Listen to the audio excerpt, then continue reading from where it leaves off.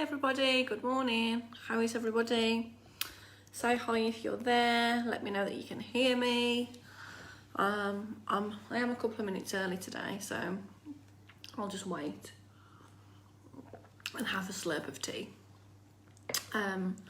So English, aren't we? We have tea for everything. So say hi if you're there. Let me know you can hear me. I can start to see some people coming through now. It seems to be taking a while to let people know that you're on Facebook and Instagram. So good morning. If you don't know me already, I'm Charlotte. I'm the fertility coach. I discuss all things fertility, from trying to conceive, fertility treatment, birth, labour, drugs, obviously fertility drugs. Hi Michael, and everything in between. So I'm a fertility coach and hypnotherapist. I work with women all over the world. Everything's online, which is great because we all have busy lives. So all of my programs have an element of self-teach, self-pay, so that you can do that stuff when it's convenient for you, because we all have different needs and requirements. And the reason that I did this and that I do this, to me now, I hope I've pronounced that correctly. The reason that I do this is because of my own fertility journey. So, quick brief for me, I got diagnosed with endometriosis at 19, finally, after lots of years of struggling, and was told that I probably wouldn't be able to have children, and if I did have fertility treatment, it probably wouldn't be very successful. Fast forward a long way, I've now got a daughter who is 6 in a few weeks, through the miracle that is IVF. Along that way, we did have multiple miscarriages, chemical pregnancies, failed IVF. And it pushes not only you personally, but your relationship. My husband and I have been together 11 years, but it pushes you to breaking point, both individually and as a couple. And one of the things that I wanted to discuss this week is how long should you try? How long should you try before certain things? So a lot of women will come to me and work with me, and I do a free consultation call with everybody to begin with, so I can get to know their needs and recommend what's best for them. And most women, obviously, one of the standard questions I ask is, how long have you been trying to conceive, whether it be first child, secondary infertility. And a lot of women will say, oh, it's been this long, and I just don't think it's going to happen now. And I know how hard it is to keep that momentum and keep that enthusiasm and that positive outlook when you're trying to conceive and it's just not happening. So there is no straight answer, because it's really down to you, what you think, how you feel, what your situation is. So the first thing that I always recommend, and the standard response to how long should we be trying before we go and seek help, is always around a year. And a lot of people miss the fact out that if you already have a diagnosis, so if you know before you meet your partner and start trying to conceive that you are going to have a problem, so you've been diagnosed with endometriosis or polycystic ovaries or anything like that, it's so frustrating, because you know what the problem is, but nobody will help you or support you until you've been trying to get pregnant for a year. So we knew that it wasn't going to happen for us, but we still had to go and have that year of trying before we went back to the doctor and said, look, we've been trying for a year. So that's a standard response. Now, one of the ways that I always discuss, and I'm quite open about everybody speeding the process up, is if you are having blood tests and investigations and you're still not getting further down the line, and you know that you probably need some answers, and obviously at the moment with the pandemic, appointments are really hard to come by anyway, everything's being delayed that is classed as non-essential, or if you are in a position where you've had multiple miscarriages, or anything like that, if you can get the results or blood tests or anything, as much information as you can, there is nothing to stop you going and paying to have like a one-off appointment with a gynecologist or a fertility specialist. So lots and lots of women that I work with will go and have blood tests or go and have an investigation, and then through their healthcare provider, if they're in the States or whatever, or the NHS if you're in the UK, we'll have to wait another 6 months for an appointment after that. When you've got those blood tests and all the information, there's nothing to stop you going and paying for an appointment. So most of them are between £100 and £150 for the appointment. But if you're desperate for those answers, that's a good way to speed the process along. And then you can take that information or diagnosis back to the NHS. So it doesn't work in the way that if you get one from one, they won't go between, because that does, and that helps a lot of people with speeding the process up. So that's one of the things. And with regards to everything else, it really is just down to you.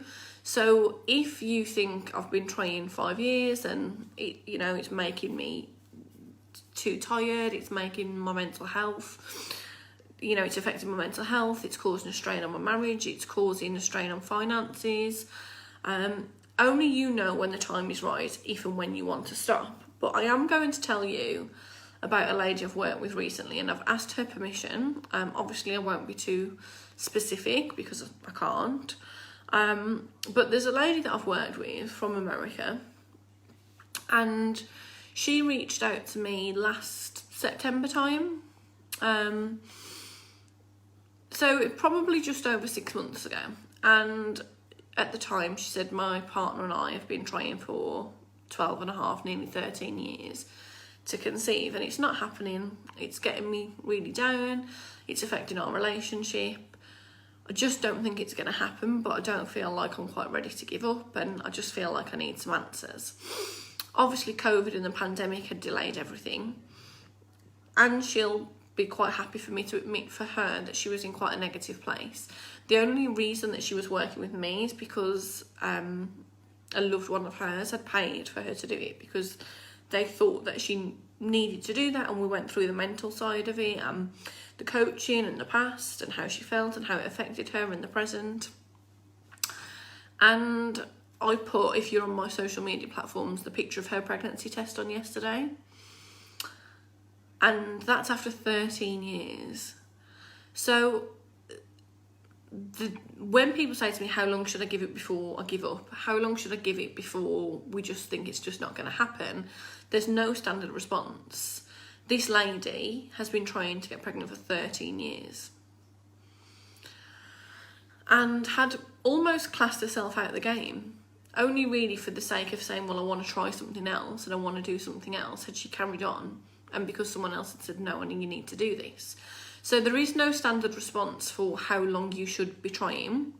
It really is an individual approach to everything. So it depends on how you're feeling. And there's nothing wrong with taking a break. So taking a break for 3 months or 6 months, or even just a month while you go on holiday. Because let's face it, if you are struggling with infertility and going through it, you do tend to live month to month, cycle to cycle, appointment to appointment, because that's what we do. And I've been there and done it myself. How was this lady? I'm assuming, Lisa, that you probably mean how old? Maybe something like that. So she's in her 40s, if that's what you were asking. If not, then pop another question. So yeah, she's in her 40s and she's been trying 13 years. And the difference, and I think the alarming thing in this, took me 8 years. And the second I took the pressure off myself, I relaxed when I got pregnant. Yeah, Amy, it's a hard one, because it's one of those things that and you'll understand this, when you're going through it and people say, oh, just relax, just this, just that, you're like ready to throttle them, and you're like, if one more person tells me to relax. But the problem is with that, no one tells us how, no one shows us how. We just get told, oh, relax and it'll happen. Oh, yeah, okay, then no problem. Yeah, that is what you meant, Lisa. So yeah, she's, she's mid to late 40s, so 45 to 50. And like I said, been trying 13 years.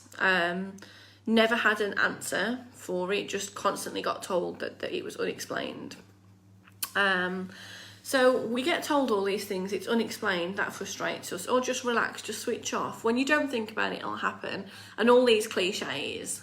And it used to boil my blood, honestly.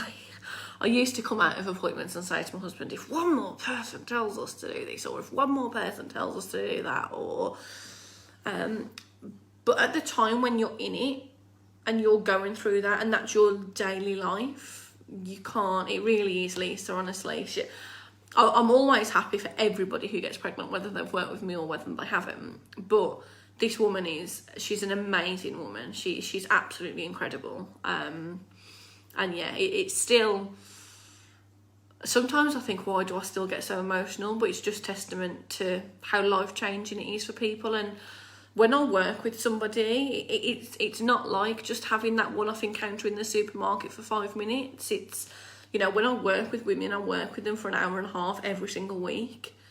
And you get to know a lot in that time, and a lot of people's background. And a lot of the time people will tell you the stuff that they haven't spoken about for a long time, or maybe not even told anybody. And because I do a lot with hypnotherapy means that those things come up that maybe sometimes we don't always want to. And hypnotherapy is very emotional. I'm a hypnotherapist because my experience with hypnotherapy was so absolutely incredible and life-changing. That's why I went and trained to do it. My daughter's got... A lot of people are doing that, Lisa, now. And I think that it's becoming a lot more... I'm not going to say the normal, as in people are talking about it, because people still don't talk about infertility anyway. It's still classed as quite a taboo subject in certainly certain countries and certain environments. You know, we constantly talk about the fact that we're in 2021 and we can talk about this and talk about that. And some of the abuse and bullying and hurt and heartache and heartbreak that I've seen with the people that I work with that have spoken about that, and things that have been published online, we've still got a very long way to go. And it's very hard not to take it personally when you're going through that. Just going off, actually, so my daughter Remy is 6 in April, and about 10 years ago we'd been told that it was going to have to be IVF. And I remember being on a lunch break at work, and where I used to work, and we had like a TV area and there's a coffee machine and stuff, and I watched the programme. And if obviously you are in the UK, it's Baby Club UK, but I know people from all over will have joined. There's a programme called Loose Women that's on, and there was somebody on the panel, and I won't say names, but I'll never forget it, who was talking that day about IVF. And straight away, it's one of the things, when you're going through it, you're like, you've got like this like utterly magnificent like hearing and understanding of anything that's approaching infertility, IVF, miscarriage, pregnancy. You've got like this radar. And this lady on the panel of Loose Women was talking about the fact that people shouldn't have IVF on the NHS, and that it was a waste of taxpayers' money. I can still feel myself getting angry now. And that if you couldn't have children, you just had to accept it. And if you wanted children so badly, go and pay for it. There was people dying, there was people this, there was people that. And I went back to my desk. And if you know me personally, you'll know I'm a very passionate person. So I'm not that person who, like, my face will hide it. I'm an all-in person. If I'm angry, you'll know about it. If I'm upset, you'll know about it. If I'm happy, you'll know about it. And I went back to my desk and I was like raging, to the point I actually wrote a complaint. And I never knew at that point that I was going to be a fertility coach, or actually that I needed IVF, because as much as I'd been told it, you hear all these stories of, oh, as soon as we planned the IVF, I got pregnant. That never happened to me, but it does happen. And we still live in this world where it's not spoken about a lot. So I did see a question just coming through, so I just want to answer it. Is it possible to get pregnant normally if one of the fallopian tubes is removed? Yes, it is. Obviously, it will make things harder because you've only got one tube for your egg to go down. But it is possible. What I would say and the advice I would give is to really home in on your ovulation, because what you want to do is make sure that you're giving your body the best chance to ovulate every single month. And also then when you are ovulating, you're making yourself as healthy, as fit, and putting yourself in the best possible place so that when you are ovulating every single month, that egg is to the highest quality. So you're giving yourself the best possible chance, but it is possible. If anybody does want any specific information, then come over to my Facebook. My Facebook is The Fertility Coach. Sorry, we've got builders next door. My Facebook is The Fertility Coach, and my Instagram is Fertility Coach UK. Anita, yes, she got pregnant with only one tube. So yeah, it's completely possible. Lots of women do it. Like I say, it's just, it can sometimes take longer, or it can be a little bit harder because you've only got the one tube. So just put yourself in the best possible place for it. And also, whilst I'm on that, I have got a private, safe, secure group, which is called That Trying to Conceive Tribe. So it's That TTC Tribe on Facebook. It's closed, it's safe, it's secure, private. You have to be a member. No one can see the group. No one can see anyone who's in it or post, anything like that. And it's just a place for women to be able to talk about their journeys, ask for help, support, advice, anything like that. So if you do want to join that, then just put your request in and I can authorise that. So anyway, going back to this wonderful woman, 13 years and she's pregnant. So there is no right and wrong answer, but there are things that we can do along the way. So for me, the second time with IVF, by that point we'd been trying 5 years. And I was getting to the point where I felt like I was either ready to give up or I needed a break. And we decided that if that didn't work, we were going to book a holiday to New York or Canada. New York, I wanted to, well, we both wanted to go, but Canada is my husband's like dream destination. And we just said that we were just going to give ourselves a bit of time. For us, on that attempt, it did work, and we've now got our daughter Remy. But there's nothing wrong with having a break or just saying I'm going to have like a month off or 6 months off. Frustratingly, a lot of people that do that then go and get pregnant. And the reality of the matter is, and when I talk about hypnotherapy with fertility and infertility, a lot of people will say, oh, you know, that, oh, well, I don't know how I can switch off. And it's because we're not taught to, we don't learn how to. And the great thing with the subconscious mind with hypnotherapy is that we can control that. So our subconscious mind controls what we're doing. It controls 95% of our lives, our thoughts. So if we've got a bad experience, a bad scenario, we're in a bad situation, it'll keep playing it. It's the thing that gives us the self-doubt, the crisis of confidence, the negativity that'll never happen while you've been trying this long. But the subconscious is clever, but we are more intelligent. And we're more intelligent because we can control the subconscious. But it believes that it controls us. So we can control the subconscious. So if you are getting to the point where you think, I think I just need a bit of a break, but I know I won't switch off. And I talk about this a lot. I was the girl who was obsessed and having 100 pregnancy tests upstairs, 100 ovulation tests, doing them every single day in the hope that I would see something. And I talk a lot about knowing your shit, basically. Because I lost over a year of my journey because nobody understood my ovulation. I completely ovulated out of whack, not like everybody else. We're always told that our cycles are 28 days long and we'll ovulate 14 days before our cycle. Most people then ovulate day 13, 14. No, I ovulate day 5 or 6 of my cycle because my cycles are short. And we lost over a year because nobody could figure this out. And I figured that out. And I figured that out by buying the best equipment. So what I will say is, if you're going to buy something and you're going to invest in something, make sure you understand what it's going to do for you, because you can be adding so much time onto your journey by not understanding yourself, your ovulation, your cycles, your body, your signs. What do you need to know? What do you need to know more about? Because we seem to spend, when we're in the infertility battle, so much time. And I always talk about the fact, and I say quite flippantly, you know, that I probably knew more about I say the name flippantly, Janice's story in California, that had been pregnant 7 years ago and the post was 7 years ago, but I was trying desperately to relate to something. I should have spent the time focusing on me and my journey. So that's my biggest piece of advice. It's got to be about you and your journey, whether it be learning about your cycles, your ovulation, your symptoms for ovulation. So do you get stomach cramps? Do you do tests? Do you do BBT? Do you check your mucus?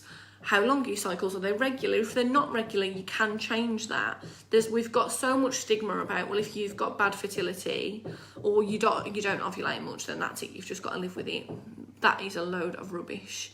We can change our fertility. We can improve our fertility. We can make our cycles regular. I've seen a couple of things come in, so I'm just going to do them before they completely disappear. Thank you for the previous answer. No problem. Also, is it true that IUI and IUF mostly give a baby girl? No, it's not true. There are certain countries, not in the UK, but there are certain countries that if you want to have a boy or a girl in particular, they will do gender. They will work with a specific gender. It's not really in the UK, but I'm probably not the best person for that, because I've had IVF and I've got a girl, but I know a lot of people who've had IVF and a boy. It's not. There's a lot of proven and research to show that IVF has a better success rate with a frozen embryo. And I can vouch for that because that was how I got my positive. But yeah, there's not. The thing with IVF and IUI is that we seem to go through trends, but then we seem to go through baby booms naturally as well, of more boys and girls. So I've never seen a good study or research that I could say. So yeah, I don't believe that to be true. I have PCOS now. 5 years back was perfectly fine and conceived immediately. Due to PCOS, it took me 1 year to conceive again. Will it go away now? Since I'm pregnant, or will it stay even after delivery? Can I get rid of PCOS? No, I wouldn't say that it can go away. Symptoms can decrease and it can get better. And a lot of the time with endometriosis, PCOS, we're told that the best answer is to go and get pregnant. So I was given that information at 18, was the best advice would have been to go and get pregnant. And then I would probably get pregnant naturally afterwards. I can't say that it will go. Your symptoms may get better, but it may be for just a short span of time. So my daughter's 6 and my endometriosis was better for probably 2 to 3 years after I had her. But now I'm at the point of actually waiting for a hysterectomy because it's bad again. So it may get a little bit better, but as in will it ever actually go away? I would say the chances are quite slim, but you never know. It could go to the point where it doesn't cause you any more discomfort if that's what it is causing you. Oh, I just want to check there's no more questions. No. So my main thing is make sure you're in your journey, on your, writing your chapters in your book, in your lane. So whether you decide that you're going to try for a year, 2 years, 3 years, 5 years, 10 years, whether you decide that you're going to have an IUI or an IVF cycle and have a break for 6 months, if you've had a miscarriage, say, okay, I'm going to give myself a break. Because so often, and there's no shade here because I was that girl, we've got the blinkers on and we're just like that. We need to get to that destination as fast as possible. But along that road, we cause ourselves so much hurt and heartache, not only physically, but mentally and emotionally. So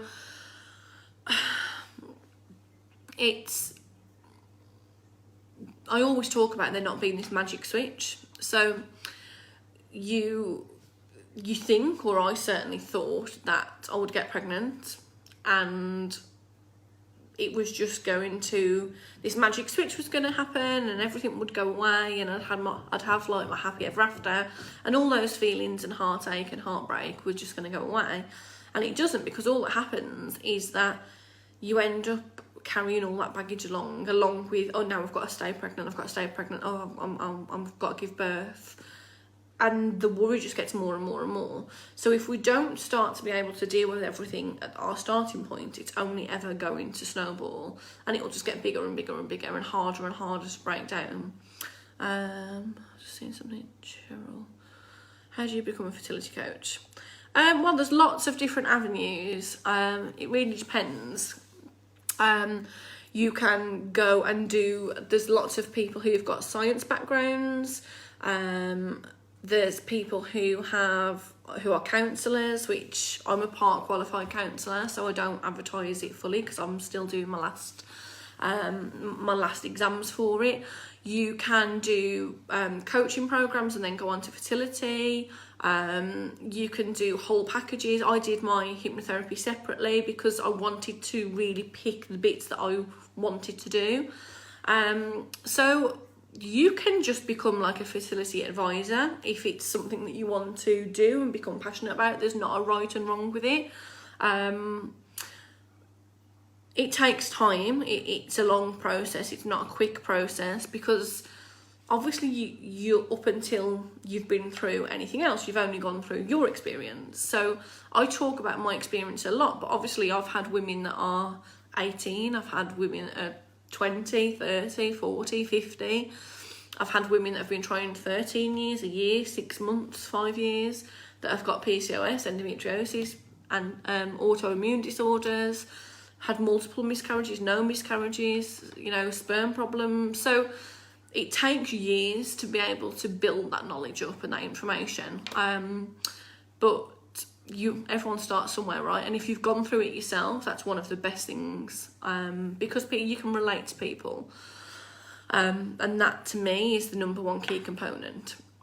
So if you're going through your journey now and you feel that you need a break, that you're getting tired, you're getting a bit restless, you're starting to feel, most of the trigger points will be that you feel angry, emotional, feel quite bitter, resentful.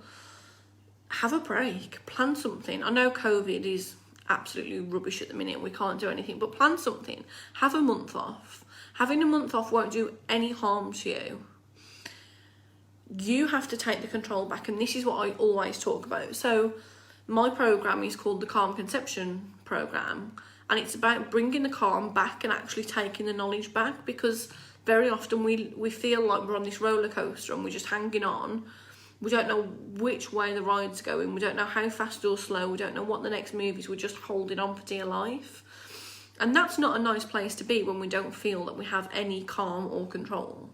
So that's what we work through on the Calm Conception Program, about learning about ourselves, which is taking the control back, and that's through knowledge and understanding ourselves and really getting to grips with our own fertility and our cycles and tracking and ovulation, health, diet, exercise, sleep, everything else, because we can change those things, and so often we're told that we can't, and we can. So there's not a right or wrong answer, other than the standard answer of you've normally got to be trying for a year before you go and seek any medical advice. If you've been trying 12 years and today you thought, it's just not going to happen. There's a lady on my Instagram, she did like the posts and stuff yesterday, and obviously I can't say who it is, but she's been trying 13 years. She even didn't think it was going to happen, but it's happened. So you have just got to decide how long you want to keep going for. And when you stop, it doesn't mean you have to stop. You can have a break. There's nothing wrong with that. Remember, there is no right and wrong. It's your journey, it's your story, it's your book. You create the chapters and you write the pages. So do what feels good and right for you. And the biggest piece of advice, other than you getting the knowledge that we so desperately need and we aren't taught, is for you and your partner to become a team. Make those decisions together. If you're going to have a break, work together to see what you're going to do on the break, what you're going to plan, where are you going to go, what you're going to do, and then when are you going to start again? Are you going to change anything again? As they say, change is as good as a rest. So on my second fertility cycle, I found hypnotherapy, and it changed my life. Absolutely changed my life. And I don't just mean on the fertility side of things, I mean on other things since. It's helped me with the loss of my dad. It's helped me with my personal things, and it still continues to help me now. So it's find something that works for you. I also found acupuncture, and I loved acupuncture, even though I thought that I would hate the thought of it. It helped me, it helped bring me down, and I don't sit here and say it's those things that help me, but that's what made me get pregnant, but they helped me, and helping me helps me get pregnant. I've just seen a couple of things come in. My friend has undergone all treatment. She finally went for IVF and was hoping for best, but it was not successful. No, she's not. Her husband's count is low. Can you suggest an option she could do for 10 years and tried IUI? Sorry to hear that. First of all, please tell your friend that she's free to message me, and I can give her some support and advice about sperm count and how we can increase that, because there are natural ways to do that. And yeah, I mean, the standard and very medical response for it would be to find a sperm donor. That's what the very clinical response would be. But as we know, women going through it, that's not what we want. We want a baby, with our partner. So tell her to message me, or you message me, and you can pass the information on. So obviously my personal profile's here, you can add that, that's fine. Or my Facebook's The Fertility Coach, or Instagram is Fertility Coach UK, and I'm happy to give some information on how to increase the sperm count. Lisa Bradshaw, can you recommend any courses? I'm assuming you mean for fertility coaching. It depends where you are. If you're in the UK, just message me, Lisa, and I'll talk to you, because a lot of it will depend on you, what you've got going on already, and any experiences you have and what you want to do, because you can make it as basic as like a coaching course. You can include hypnotherapy, homeopath remedies, you can include reflexology, you can include counselling, you can include all sorts. So feel free to message me, and I'll help in any way I can, and try and point you in the right direction.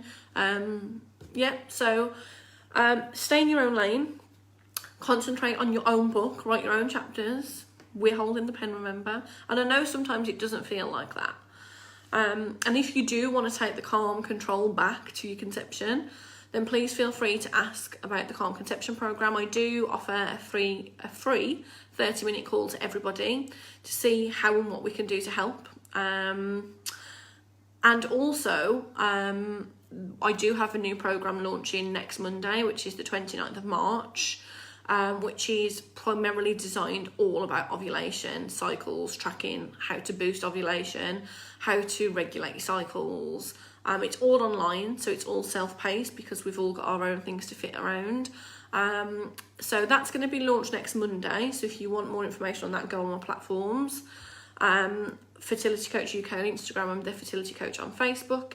And also, if you do join that Trying to Conceive tribe on Facebook, those people do get access first and a little discount. Chloe, I had a miscarriage on the 1st of January and have been trying for a baby ever since. I'm 32 years old. Hi Chloe, sorry to hear that you have had a miscarriage, sweet. I hope that I'm taking vits and everything, but is there anything else you suggest? Foods? Chloe, okay. So Chloe, fire me a message, because I've got some questions I want to ask, unless you're happy to. Do you know that you ovulate? How do you know that you ovulate? Is it regular? How are your cycle? You're probably best to message me, because I've got a standard, how are your cycles? Are they regular?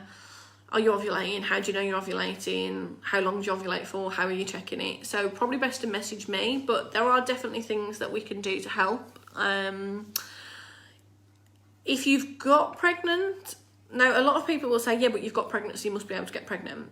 I got pregnant, I couldn't stay pregnant. So generally it's the difference between that. So if you message me, but I think if it's not around ovulation and cycles, generally go down the blood test route. Sometimes we can have our red and white blood cells that attack. Lots of women get told after multiple miscarriages about, I went on progesterone suppositories, so I had to insert those twice a day, and that helps baby stay put. So there's lots of different things you can do, so please feel free to message me and I can try and help along the line, but I need to know a little bit more about you and the situation. So if anyone wants any support, I'm a very open person. I'm not one of those who only message me on my group or whatever else. So just message me on my personal page or on any of my other platforms if you want. And next Tuesday I'll be over on Your Baby Club UK on Instagram, and I will speak to you there. But I know it's hard, keep going, but really think about what you can do to make those changes. Don't just be the person that's holding on for the ride, letting everyone else control everything. So take care, everybody, stay safe.